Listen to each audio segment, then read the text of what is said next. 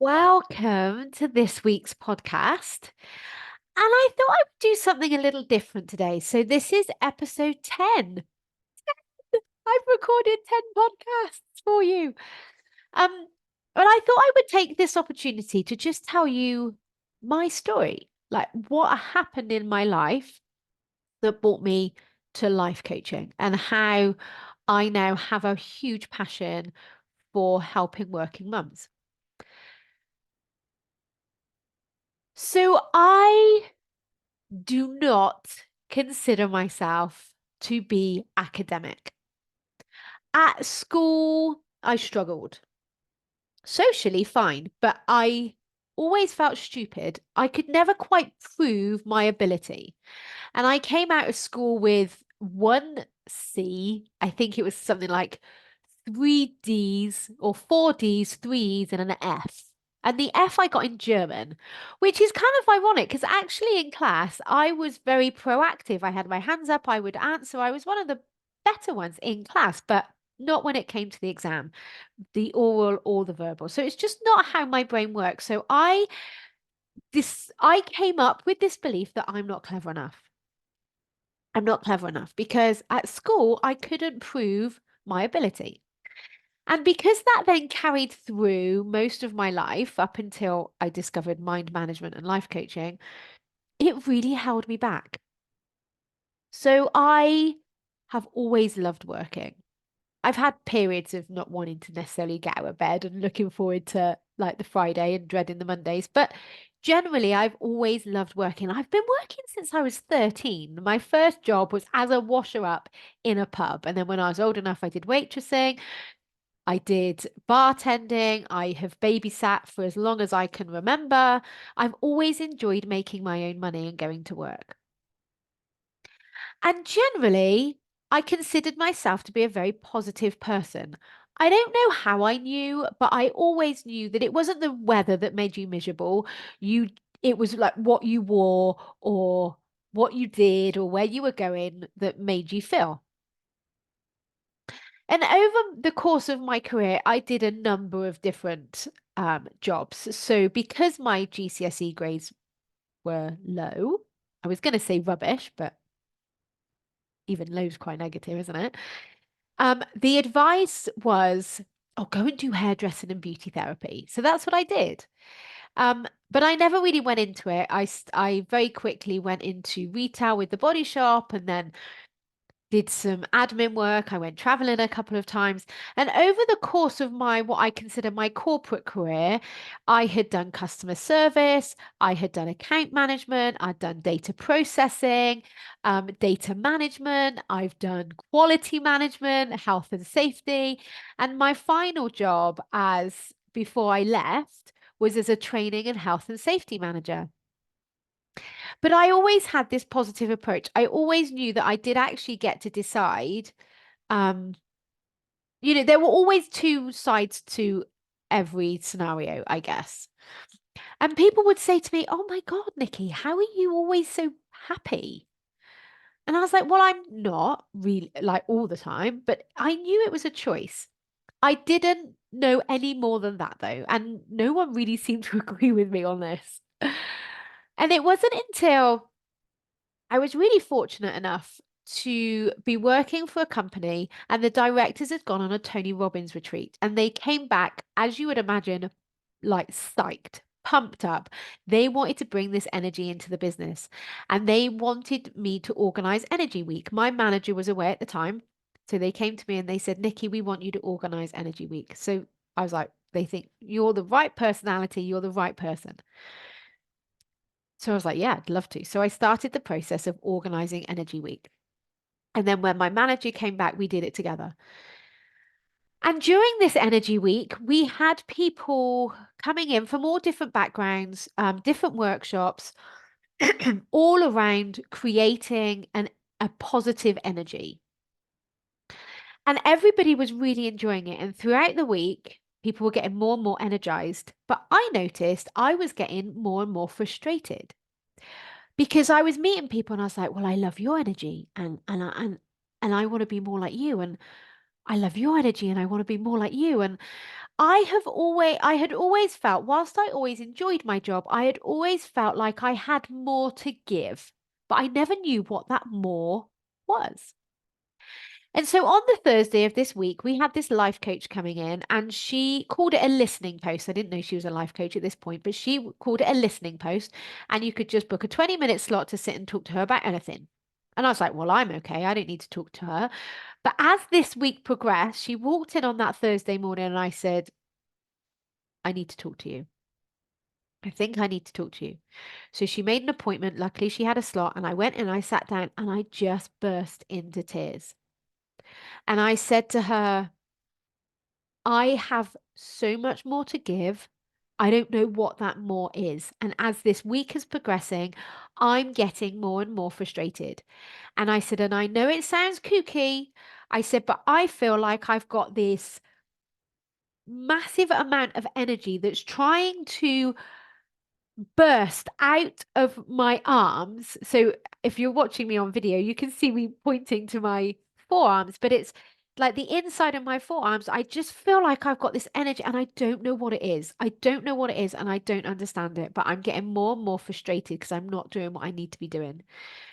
And I was reminded of a memory that I had when I left school. I sat in front of the careers advisor and I said to the careers advisor, I really want to help people find their way. I said to her, I don't want to tell them what they have to do. I want to help them find their way. So it's not like you have to go left and you have to go right. I want to help them. I want to help them find their own direction.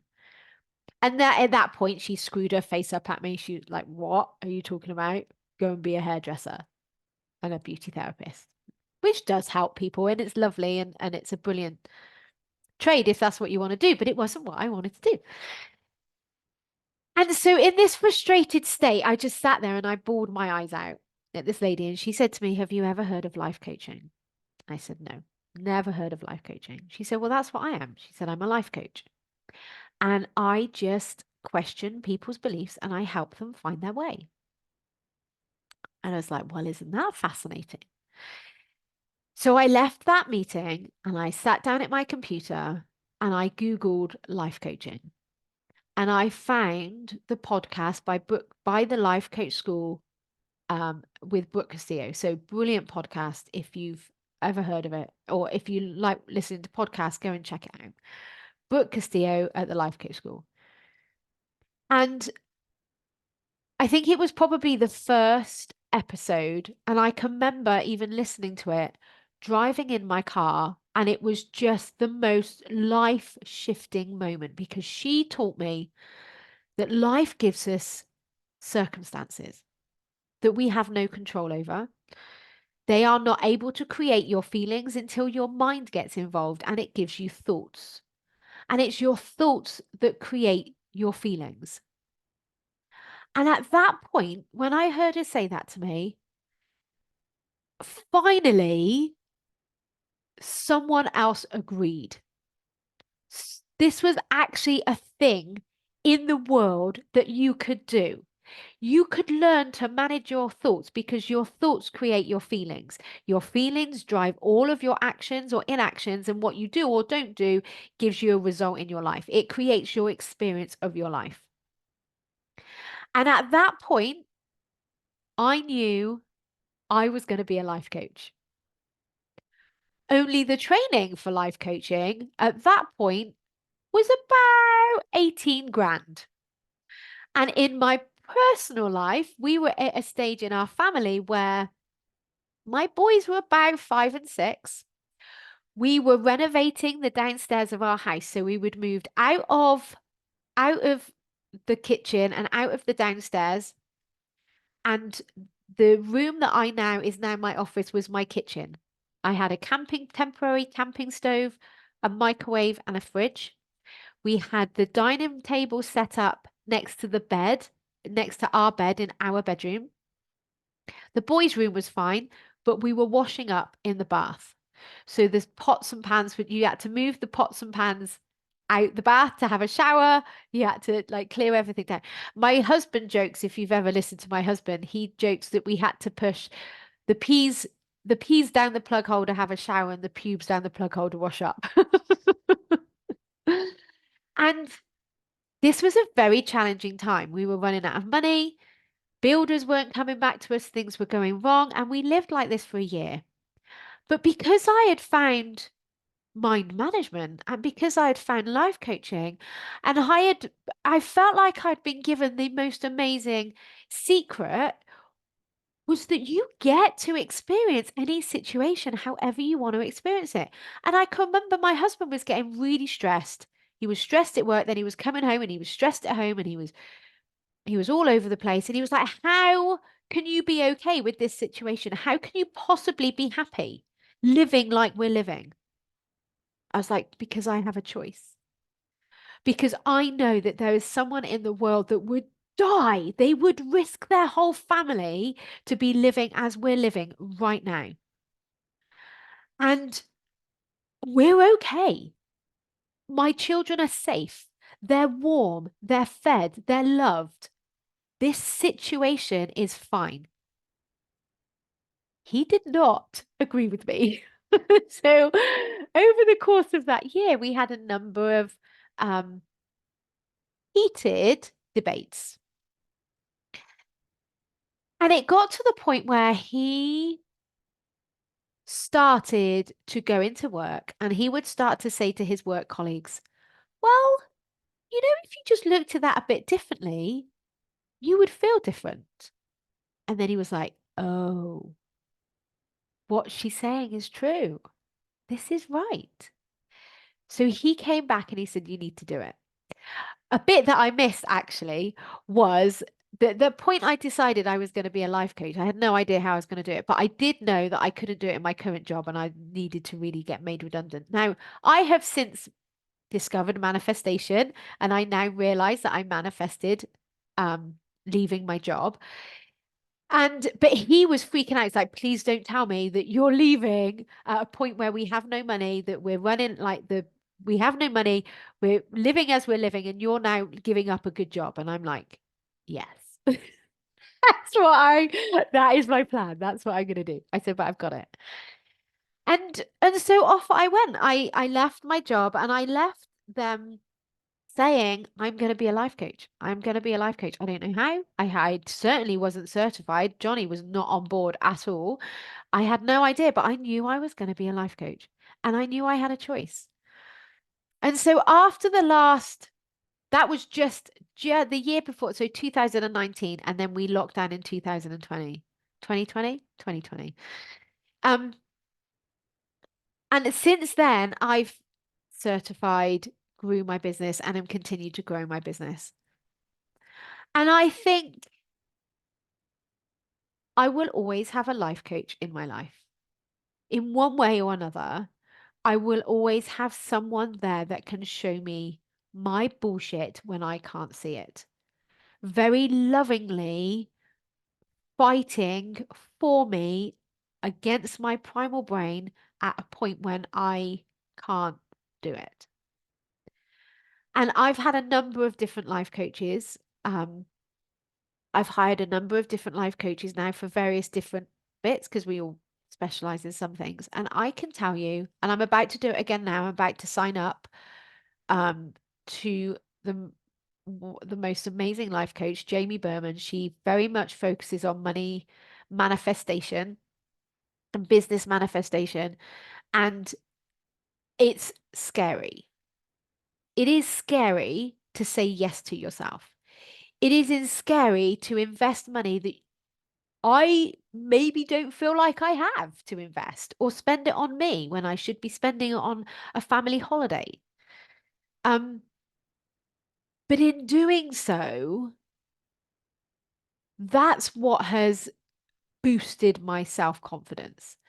That has enabled me to start a business. I have no idea how to run a business. I'm learning.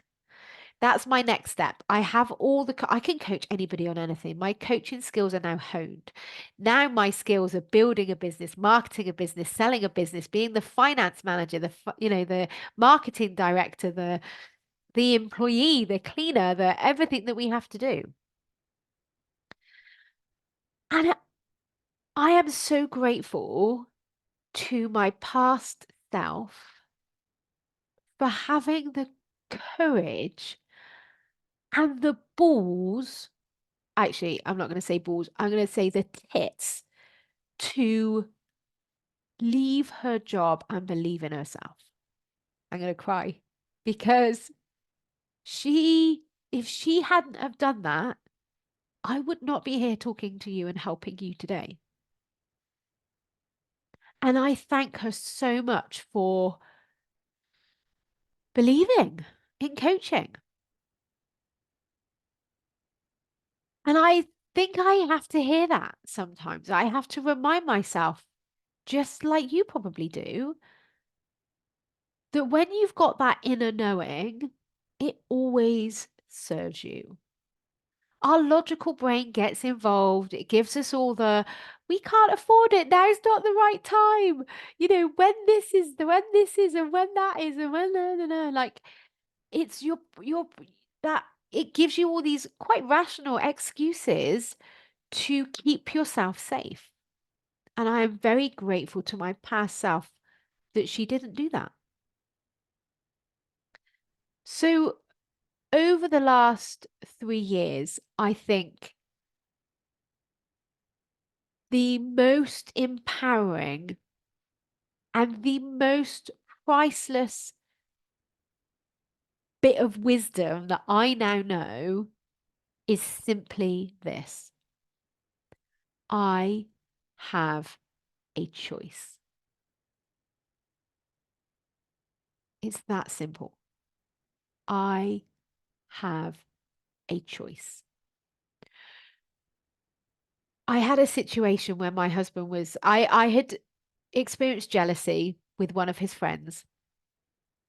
And I knew that the jealousy was on me. If you've listened to my last few podcast episodes, the Welcome series, you'll now know that your thoughts create your feelings. And I had thoughts about him and this friend that made me feel jealous. I knew that was me, that was on me, and I dealt with it and I got over it.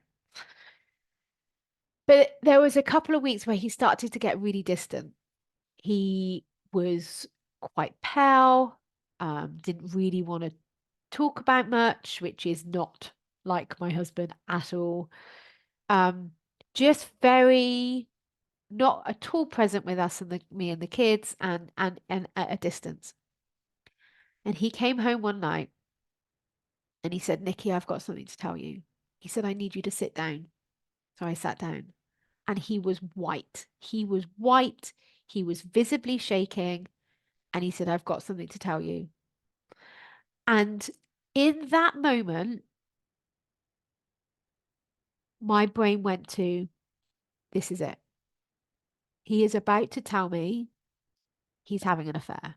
All the fears and all the jealousy was true. This is the point where he tells me he's had an affair. And then I thought to myself, regardless of the words that come out of his mouth now, I have a choice. I don't get to control what he tells me, but 100% I get to control myself and how I choose to react. And that thought process, which literally didn't take like a split second, made me sit up straight. My head went high. My spine went tight. I had a choice. What he actually went on to tell me was very funny. I thought was not that he was having an affair at all, but he thought what he was about to tell me, which is something that happened in the past, that's his story to tell you. I know you're intrigued now, aren't you? He thought I would be chucking him out the house and he would be sleeping in the car that night. I found it very funny. I I actually found it very funny. But the the point is knowing that in any situation, I have a choice. I get to control me. That does not look like I'm always going to be positive and joyous. That could look like snot, ugly bellowing because my friends just died. It could look like absolute hollow belly grief because I've just lost someone. Sometimes it looks like frustration because of the thoughts my brain tells me. Sometimes it looks like anger because of the thoughts my brain tells me. If I'm learning something new, my brain's going, "You're not clever enough. You're not clever enough. I feel shit." But I now know, because of life coaching and because I've learned the skill of mind management, I now know I have a choice. And that has changed my life and will continue to change my life because I now know I get to decide my experience. So that's what got me into life coaching. That's what got me here today, talking to you. And the reason why I love my niche, particularly as working mums, is because I really believe it starts with us.